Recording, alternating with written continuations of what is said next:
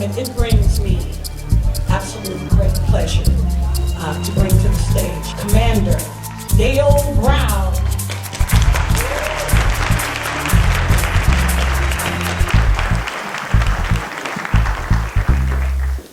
Thank you. I came here just over 20 years ago. I originally grew up in Ann Arbor most of my formative years. My father is a school teacher, Robert Brown. I spent time in Europe. My mother is a physician in the military. I grew up over there some years. I graduated from high school there and got a chance to experience a lot of different cultures and got a chance to ski in Switzerland and Austria before I came here to the United States, where I found out that my family was featured here in the African American Museum, the first African American privately owned hospital. Dr. David Northcross and Daisy Northcross, my great-grandparents, are featured here in the museum. My mother and my little sister follow in their footsteps as doctors as well. What I found out in my family is if you don't go to college, you do not get funding. So I had to get creative. When I grew up, I was going through a lot of martial arts training for fun. I had no idea why. Now I know why. I'm here in Detroit, teaching and helping people. When I first came here, I came here as a swim instructor and a lifeguard. And I found out people were paying me $30 an hour to teach their kids and teach them how to swim. And that's something that I liked, but I didn't love doing. What I loved doing was teaching self-defense. Firearms instructor, avid martial artist. I thought, if people would pay $30 an hour for me to teach something I don't really like, what would they pay if I was teaching them something I really liked? So I got a chance to teach at the YMCA. I started teaching in parks, and something happened here. I don't know if any of you remember this situation. It was a terrible event, and this is what changed me, what really made me know I'm in the right place at the right time. There was a story on CNN. There were people on a bridge, Belle Isle Bridge, and there was a young man on the bridge who decided to attack a woman with a crowbar. The news reported that the crowd was cheering as the man chased this woman off the bridge in front of her 5 children. And I was so horrified, I thought, my God, if I could have been there, if someone had taken my course, if they could have been there, they could have stopped this horrific event from taking place. And what that would have done is several things, which would have been just incredible. And we've seen this throughout time after this. Number one, the woman would not have been chased off this bridge and killed in front of her children. The young man would have had a future in the NFL. He had a full-ride academic scholarship, and he was definitely a phenom in football. He would have had a life, a future. And of course, a horrific story would have never taken place right here in Detroit. All from having one person there to properly manage threats. So this is what really changed me. That story made it known to me. That's what made it real to me, that I really needed to be here, that I really needed to teach people, that I needed to do whatever it took to get out here and get people knowledgeable about keeping themselves, their families, and their communities safe. So I ended up on the east side of Detroit. I was near Holcomb, Agnes, East Jefferson, that area. They called it Crack Alley. And it was literally unbelievable. Basically, the people were not being protected. There was no safety there. I thought if I could teach the people, they could defend themselves. And I thought if I was the liaison, I could help people, explain things to law enforcement, and they could help people as well, and then you'd have a safer community. An incident happened there that really changed my life. This is the agent, this is the thing that happened that made me into an agent of change. An incident, one single incident. I watched a young lady get attacked for 45 minutes and I did nothing except call the police over and over and over again. I called so many times, 911 knew my name. The 911 operator said, Dale, we already know. You called a lot, your neighbors are calling, people are calling. It was broad daylight. A 14-year-old girl was surrounded by a group of women and she was being assaulted.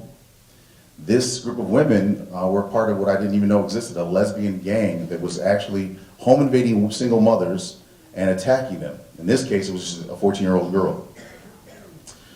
The day before this incident, a police sergeant threatened me and he said, do not get involved in any more issues in the community. And I said to him, I said, why don't we work together? Why can't we help create safety for the families here? He said, stay out of our business. We got this. And I said, this doesn't make sense. I said, we really need to help the families here. The families, are in danger. He said, you do anything else, I find out you do one more thing, and I'm coming to your home, I'm taking your guns, and I'm taking you to jail. And I was like, wow, okay, well, I don't have any money, and I don't have anything to fall back on, so I really need to stay out of trouble. So I'm not going to have any problems with law enforcement. And this is what caused me to not take proper action. This one statement. So when the police finally got there, which is about 45 minutes after the little girl went to the hospital, I told the officers of the scene, they said, well, there's nothing we can do because she's gone to the hospital. The victim's not here. I said, well, can't you do something with the, police radio and call it in and, investigate this? They go, no, we can't do anything because our police radios don't go to the hospitals. I said, oh, that's amazing. I thought they did. I don't know. He said, well, tomorrow, just, whenever you get to the mother, you let the mother know and have them go down to the police station. I said, no problem, sir, I'll do that. So the mom comes home from her third job, and I said, so what happened to your daughter? Daughter gets out of the hospital. Daughter comes out of the hospital. She looks like a mummy. Her head is wrapped. There's one eye that you can see and a small hole for her to breathe. Basically, the women who attacked her swung a liquor bottle at her head and sprayed Raid in her eyes and in her mouth and her nose. She was burned and she had chemical burns on her face. So I said, we need to go down to the police department. We need to make a report and, therefore, can get these people prosecuted because they live upstairs. So this is easy. I got their names. I'm security for your building, so I'll be able to get their names, their social security numbers, everything to the police department. I'm a witness. I saw what happened to your daughter. She said, you're not from around here, are you? I said, it doesn't matter where I'm from. What's important is that we do the right thing, we go to the police, and we make the report. She goes, no. You mean no? You can't. No's not an option. You have to be a good parent. You have to be a good citizen. You have to do what's right for your family. This is the problem. People like you not doing what they're supposed to and not doing the things it takes to prosecute and follow through. And she was like, they're not going to do anything. I said, yes, they will if you do what you're supposed to do. And she was really reluctant, really refused. And I said, you know what? You are being a bad mother right now. You are being inappropriate. And your daughter is watching you. The community is watching you. And what you do right now makes a difference in your daughter's life and everyone else's life. To be a good mother, what you need to do is go down there and do the right thing. This is why Detroit is in the position it's in, because people like you won't do the right thing. So, that's what I said. So she said, I don't have any money. I said, well, I have $20. And that really is all I had to my name. And I said, I'll give that to you. She said, fine. She said, well, I can't get there, I don't have a car. I said, well, I have a car. It works a little bit, and I'll get you there. She said, fine. So I was so happy. I was like, man, this is a great moment. I did it. We're going to show civilization. We're about to show the color of law, the letter of the law actually works. You just simply follow through. You go down there. So I got the mom and the daughter. I'm excited. I'm proud. We're about to show that you don't go get cousins. You don't call a gang over and have people shot up and do things that are inappropriate and illegal. You simply do things the right way. So we go down to the police station. I'm extremely excited. I'm proud. I walk in. I'm in uniform. I walk up to the desk, and it's an African-American female sergeant. She's about 40 years old. I'm like, oh, this is perfect. She's going to identify with the victim. This is great. Oh, I'm so excited. I walk in. I say, how you doing, Sergeant? I'm security for the building. These are some of the residents who live in the building, and they were attacked. And she goes, are you related to the victim? I was like, no, man. She goes, get away from my desk. I said, yes, ma'am. Step back. I was like, okay. So I looked over, and the mother's looking at me. She said, see, I told you. Told you not to do nothing. Told you. And I was like, no, she is going to do something to help you. Just go to the desk. And then the daughter kind of looks at me, and I could see like a little tear in her eye. And I was like, they're going to help. She just said she wanted me to back up so you can, she can get a better view of helping you. So as they walked up to the desk, I'm so suburbs. I'm so Ann Arbor. They're going to help you. Right now, I'm just going to help you. I'm going to back away. So I backed up low. So She looked down, she said, what you crying for? And the little girl said, what? She goes, what happened here? So the mother goes, I was at work in a situation. You was at work? What you doing at work? She said, just my daughter was attacked while I was at work. Why would you went your door? She said, I was just, what? Speak up! You know what? Go sit down. And so she said that, the little girl looked at me, and all I could see was, now she's bawling. She's gasping for air. She is horrifically terrified. She really believes her mother and she are in danger. I just took a victim of violence, of crime, and I made her feel worse. I made her and her mother get humiliated. They've already been humiliated. The neighbors already saw the attack. And now I've taken this family to a secondary location to be humiliated again. And after we left, nothing happened. The attackers saw them daily, and that was the day that changed me. That was the day I became an agent of change and not a witness. So from that day forward, I swore I would never let anyone or anything stop me from helping anyone who needed life-saving assistance. And what's amazing is the violent criminals in the area, when they saw that I had no openings for them, there was no opportunity for them to create violence. When they saw that I was completely committed and I was willing to die and kill for what I believed in, which was the safety of the families that lived there.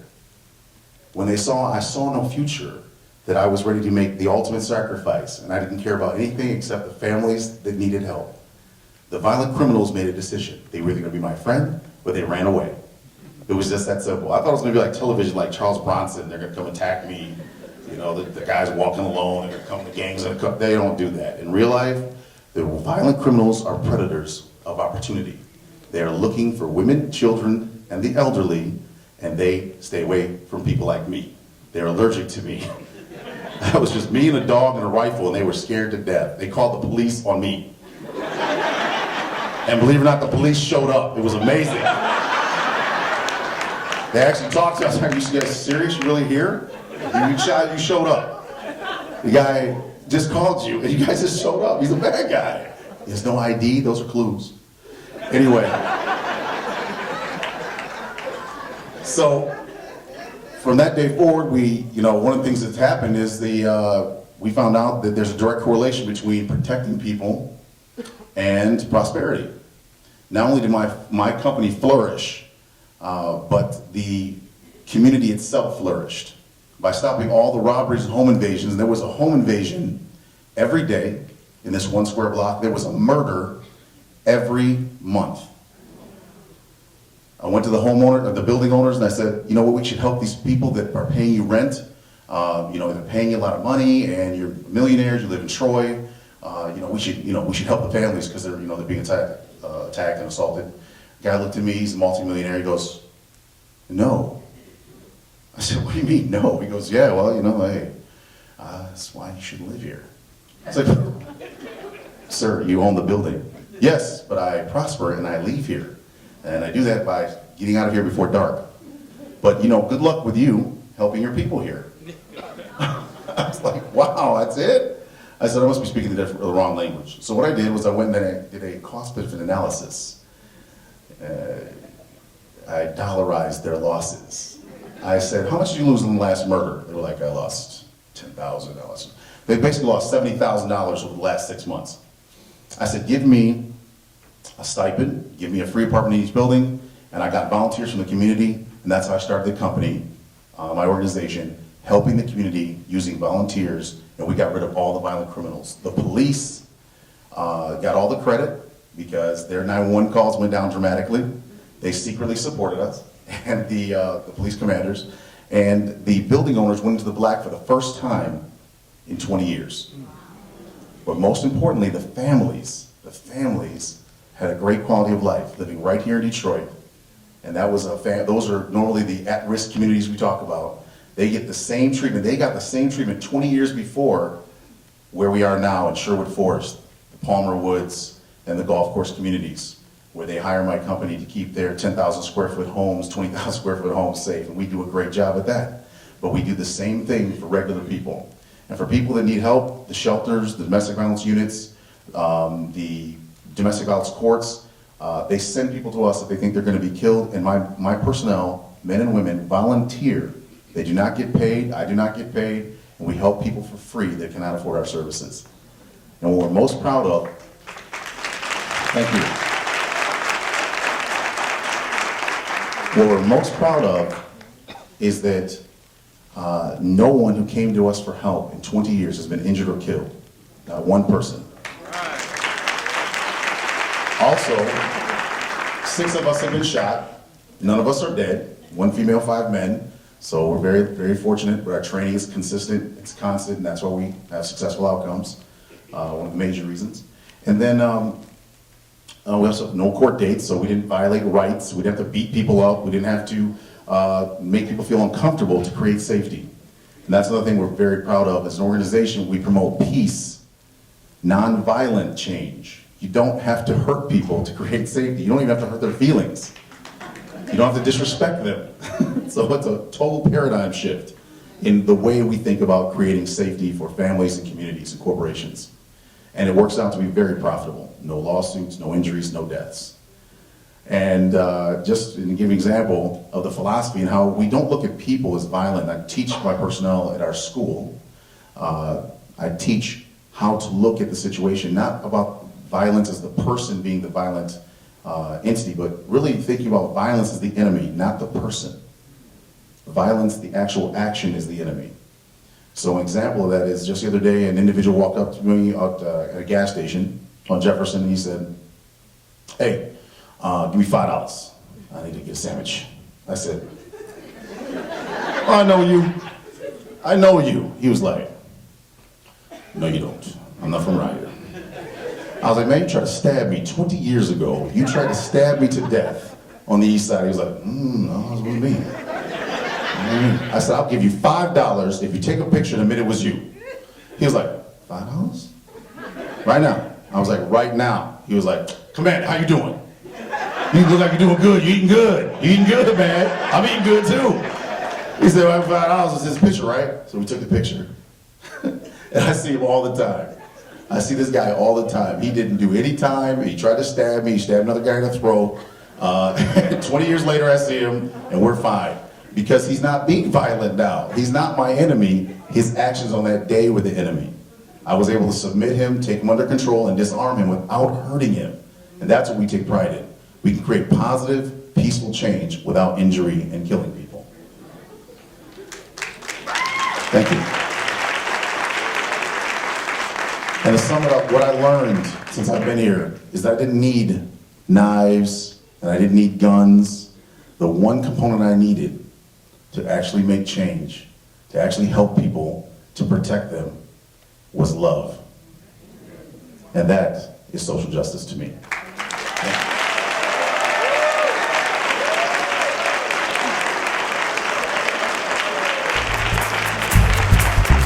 Commander Dale Brown.